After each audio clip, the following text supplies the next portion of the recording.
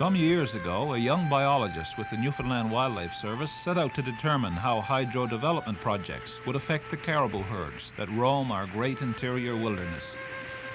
An interesting assignment for Shane Mahoney, to travel through this country, observing, recording information about the caribou and its habits, adding to the body of knowledge already accumulated about these magnificent animals.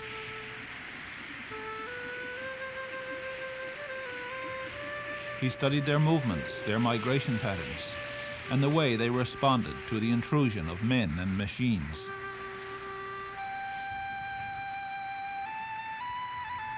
Shane's curiosity was piqued by the frequent sighting of black bears near the caribou herds. This eventually led to an exhaustive study of the black bear itself, a study which led to some startling information. The black bear in Newfoundland is certainly one of the largest populations of bears in North America. The largest bears in North America are supposed to occur in the Queen Charlotte Islands off Canada's west coast. But we've weighed, a large number of bears in this province to date, and many of them have gone over 500 pounds. We've had some go over 600 pounds, and we've had a few that have approached 700 pounds in body weight.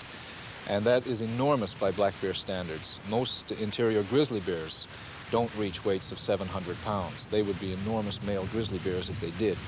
And we have black bears here that are reaching that size, and they're not all that infrequent. So that means that our bears are certainly amongst the largest on the continent, and they are also probably among the most predatory bears, and those two attributes are probably related. One of the things that isn't understood very well and isn't appreciated even by scientists with respect to the Newfoundland fauna, the animals that live here, is that many of the species we have are very, very large by North American standards. Our wolf was amongst the largest wolf that ever existed on the continent. Our pine marten is one of the largest, if not the largest. Our lynx are amongst the largest. Our caribou are amongst the largest. And our black bears are certainly amongst the largest, if not the largest, in North America. And one of the possible reasons is related to the history of the island. We may have a group of animals here that represent giants of their race in North America. The animal species that lived in North America during the last ice age were all extremely large animals. And there has been a general decline in body size in most of the species that inhabit North America since that time. And it may simply be because of a very simple system in Newfoundland and because of genetic inbreeding where we haven't had influences from other populations elsewhere because we're on an island, that giant body size has been maintained. The other possibility is, of course, that because we've had so little hunting in the province, that many of our bears are just reaching older ages than they might otherwise, and male bears will continue to grow throughout their lives. And so what we may have is just a disproportionately large number of male bears in the population that are reaching old age and therefore are growing to very large body sizes. But either way, we certainly have here an abundance of extremely large black bears on this island, and bears which probably in the fall can go well over 700 pounds. Despite its size and strength, the Newfoundland black bear is often found feeding on the barrens and the burnt-over country, where berries grow in profusion. This has led many to consider bears to be strictly vegetarian. They aren't. The research that we've been doing over the past 5 years has shown beyond a shadow of a doubt that the black bear is the most capable predator on this island, and that he is by far and away the largest factor in the mortality of both moose and caribou populations here. In the case of moose, he can be responsible for taking 35 to 45% of the calf cohort, the calf group in a particular year in a particular moose population. And in the case of caribou, he can be responsible for 15 to 20% of the yearly calf crop, of killing that. Significant, however, in terms of really depressing moose or caribou populations, I would have to say no. The moose and caribou populations on this island are still doing quite well. Our moose populations particularly are a major success story for introduction of species in North America. So from that point of view, he is a significant factor, but I don't think a major problem that would warrant any sort of intervention in the system. I find it hard to believe that the bear is a serious predator. I've always regarded it as more of a scavenger than a predator. Well, I think most people have, and I think it's really only been in the last decade or so that people across North America and elsewhere have discovered the predatory nature of the black bear. In part, that has just been because we've been blinded to looking at the animal as he really is. I mean, when you consider that animal, the power, the speed, the teeth, the claws that he has, the quickness of his senses, he has everything necessary to be a very able predator. These weren't all designed for picking berries, were they? No, they weren't. They weren't. And those aspects of his body shape and his behavior should have told us that. But what has taken place recently has been that we've developed certain techniques where we can reach animals that are killed by bears very quickly and keep track of wild animals traveling over long distances. Radio telemetry basically is what I'm talking about. And we have this technique, and this has allowed us to gain new insights into these animals' behavior and biology. While personal observation is still an important part of wildlife research, certain aspects of animal behavior are best studied by radio telemetry. Wild animals are equipped with special collars which emit continuous signals.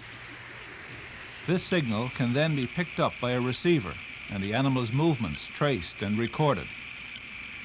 Even after the animal dies or is killed, the signal continues and can lead the wildlife people to the site. But it's not just caribou that sport radio transmitters these days. The wildlife people have tranquilized and collared bears too.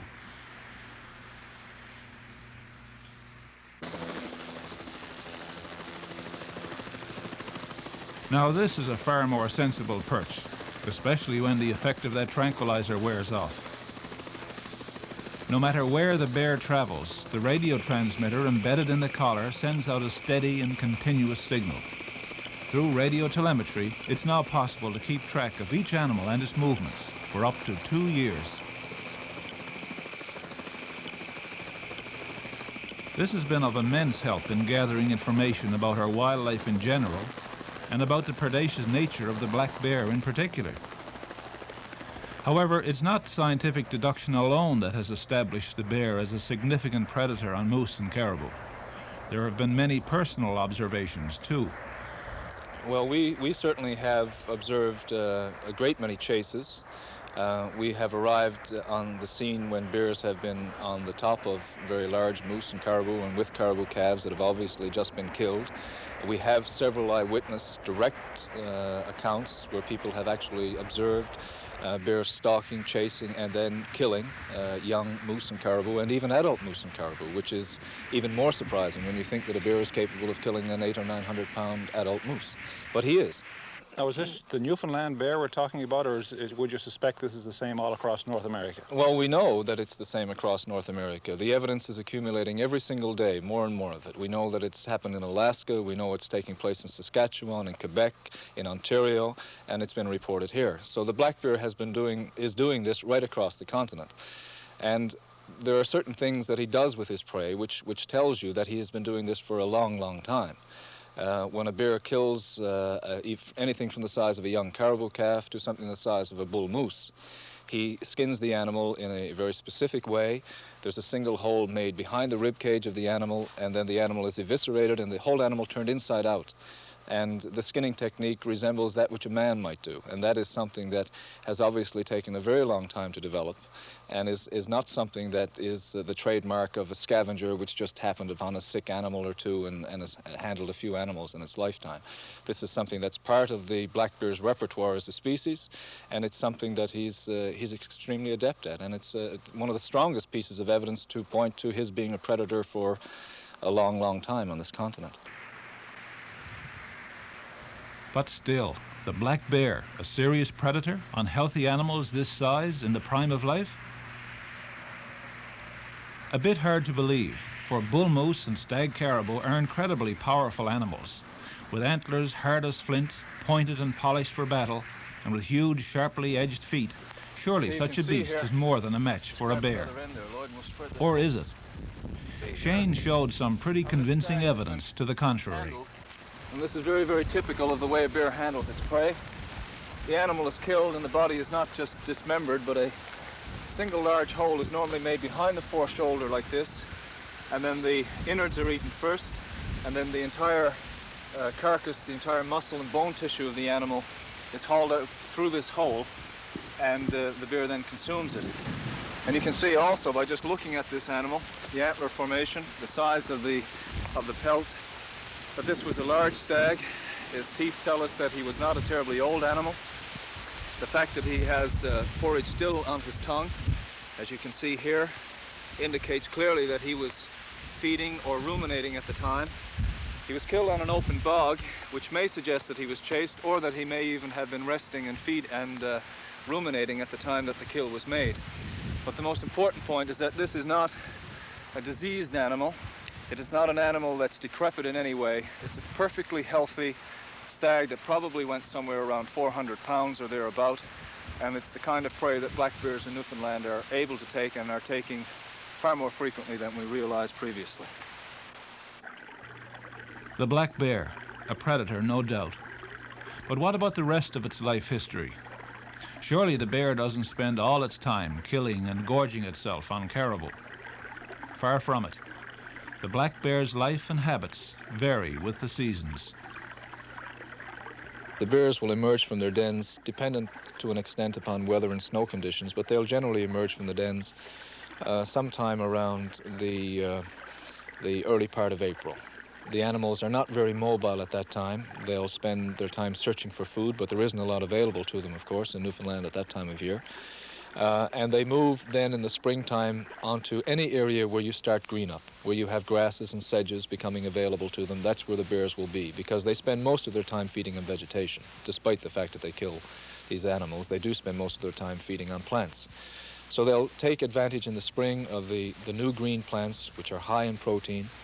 They'll move from that at the time of the calving seasons of moose and caribou. They'll take advantage of whatever young animals or winter weakened adult moose and caribou that they can find. They'll take advantage of all of that in the late spring and early summer. And then once the temperatures start to climb around the middle of June and the caribou calving and moose calving seasons have been abandoned, you'll find that they'll tend to spend more and more time in timber, taking advantage again of the later growth of plants that occurs in the shade on the forest floor, and still feeding on, really opportunistically, on whatever becomes available to them. And they'll exist that way through the summertime until the fall, and the fall is the real bonus time of year for bears. That's when they take advantage of the berry crops, and that's when they can also again start taking advantage of moose and caribou in the fall, because the big males, for example, in caribou especially, are very vulnerable in the fall because they're so laden with fat. And at that time of year, bears spend just the entire day, as much as they can, just gorging themselves on these superabundant foodstuffs, like the berries. And it's at that time of year that they'll deposit the large amounts of fat that they need to get them through the hibernation and the winter period. And they will enter hibernation, again dependent upon the temperature and snow conditions, usually around mid-December. And then they'll spend the months between mid-December and early April in the den.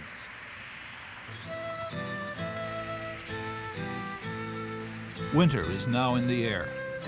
The green plants are withered, the berries killed by the frost. The ponds are beginning to catch over. Soon they'll be covered with ice, and the land with snow. The wilderness sleeps, and so do the bears.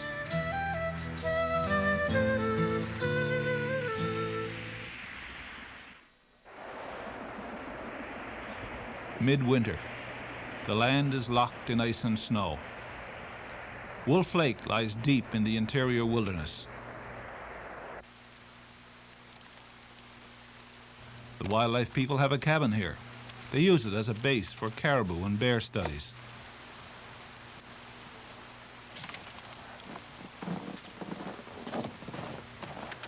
And from the looks of the door, the bears have been doing a little investigating themselves. Tempted by the smell of food, bears often break into cabins and wreak havoc inside. Some learn from experience and become regular burglars. Regular nuisances, some might say. Now, in the depth of winter, there's no need to worry about a visit from a bear. They're sound asleep in their dens. That's why Shane Mahoney and Lloyd Russell have come here to Wolf Lake, to locate a few bear dens. Several animals were fitted with radio collars earlier in the year, and the wildlife men want to check on them.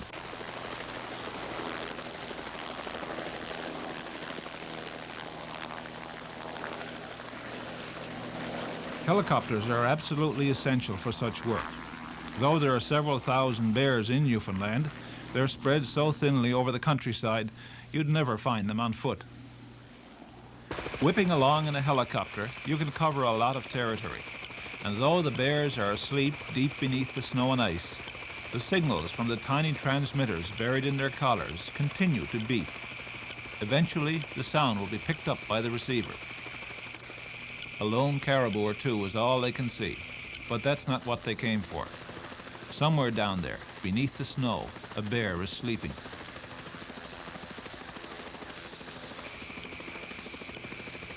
The signal gains in strength. The helicopter homes in on the sound. From the strength of the signal, they can pretty well pinpoint the spot and land within walking distance.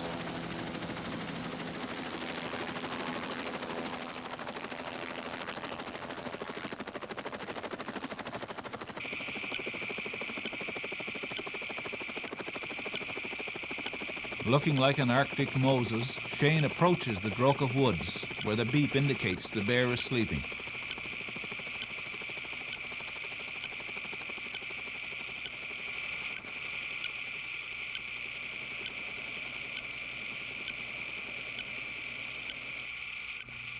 There was a huge rock in the center of the patch of woods. And sure enough, that's where the bear seemed to be, directly underneath. The only problem is it's all snowed in. There's precious little to see. Time to go home, right, boys? But they ignored my suggestion and continued to check on the rock.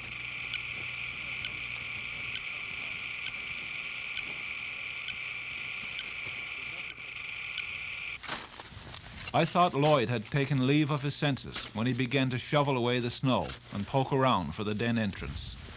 But no, he assured me he'd done this many times before.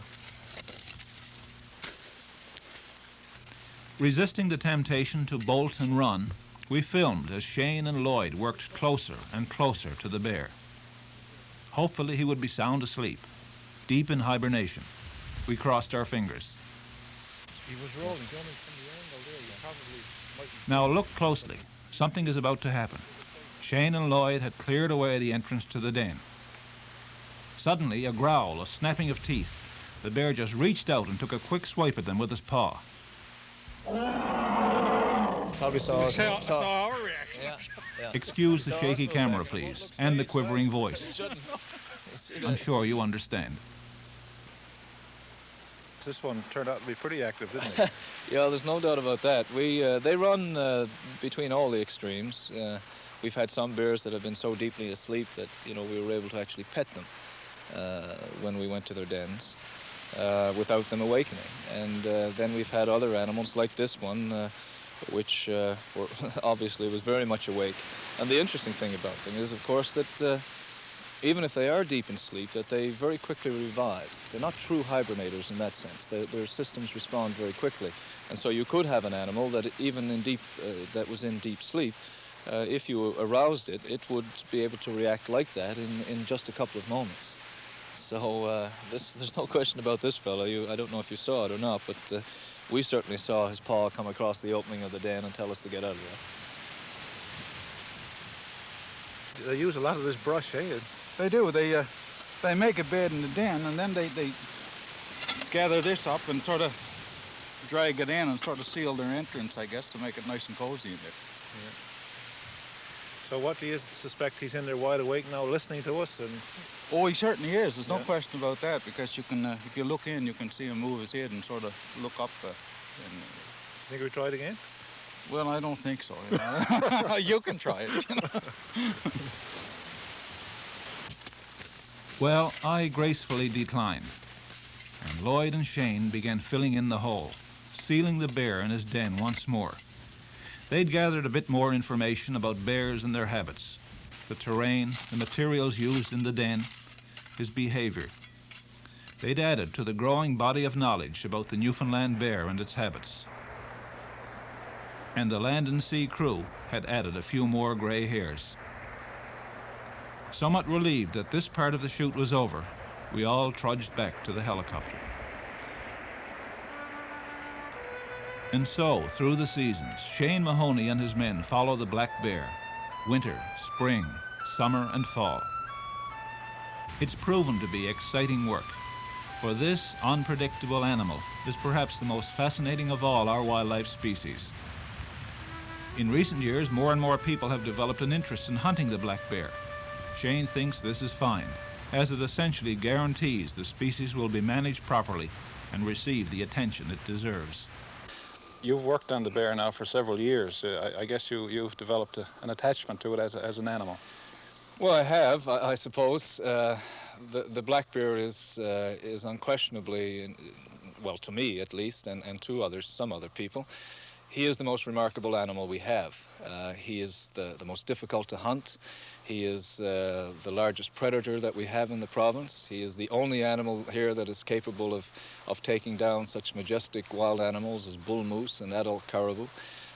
He's an absolutely delicious animal to eat. The hide is worth money and produces a beautiful rug. There are all kinds of parts of the animal that can be sold, like gallbladders and things like this. I mean, no matter which way you look at it, from a hunting perspective, for example, there is far more to be gained by hunting a black bear than there is to be gained by hunting moose or caribou, particularly caribou, because they offer you such little meat return in most cases in your hunt. Some people believe that I want to encourage the hunt so we reduce pressure on moose and caribou populations. Nothing could be further from the truth. I'm not interested in reducing the pressure on the moose and caribou populations. I'm interested in understanding black bears and preserving that species in its own right. It's been here 1,000,000 years in North America, and I'm just trying to do my part to make sure it's here for a lot longer. The black bear, scavenger, berry picker, predator on moose and caribou. A frequent and unwelcome visitor to lumber camps and dumps. A welcome sight in parks where people often come to see wild animals in a natural setting. But is the black bear an animal to be trusted? Well, I think that every bear that's encountered should be given a wide berth. They are not teddy bears. Even the animals that are in parks or in dumps should be avoided, and people should keep their distance, clearly. Black bears number somewhere between 500,000 and 700,000 in North America. And when you think of the numbers of times that people and bears, black bears particularly, have interacted, and the few incidents we have on record where they have attacked and killed people, you realize that the black bear is generally a pretty benign kind of beast, and he generally does not bother people. However, anything that is capable of breaking the neck of a bull moose with one smack of its paw and then dismembering the animal and consuming it in the space of about 48 hours is something that I think any man, woman, or child should do their best to avoid. But there isn't a case of a bear lurking behind every tree, looking out for people. In almost all cases, the animal will flee a long time before you're even aware that it's in the vicinity that you are in. So you aren't suggesting we should get rid of the bears because they're a dangerous predator and possibly even dangerous to mankind? No, I don't think so. I think if you check through the records, you'll see that cow moose and even bull moose have attacked people far more frequently than black bears have in this province and elsewhere. And besides the fact that they are, in the estimation of a small and growing number of people, one of the most fascinating animals that we have on this island. And I don't think that any of the research that the Wildlife Division has done, or any of the findings based on their interactions with human beings across the continent, could lead us to suggest that we should eliminate that animal from our system. There's just no way.